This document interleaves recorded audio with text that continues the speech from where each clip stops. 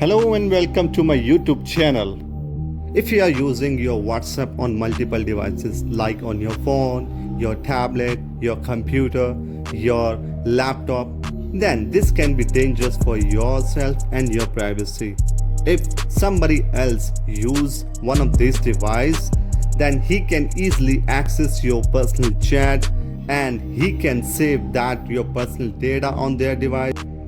Recently, WhatsApp has released a latest update for their user. With the help of that, you can access your WhatsApp on any other devices like on your phone, tablet, and other devices.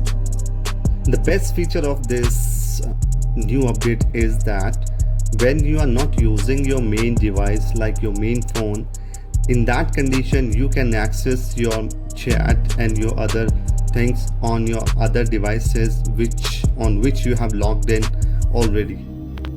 However, the things you have to take care of its linked devices setting. If your WhatsApp account is logged in somewhere, then it can be a threat to your privacy. Let's know how we can secure our personal chat and other things where we have already using a WhatsApp application. You have to open your WhatsApp. As you open your WhatsApp application, on your right top side you will see the three dots option. When you click on that, you will find the link devices option. This will show that how many devices are connected to your WhatsApp. When you tap on that, it will show the list of devices. As you can see here, right now I'm using my WhatsApp on my laptop.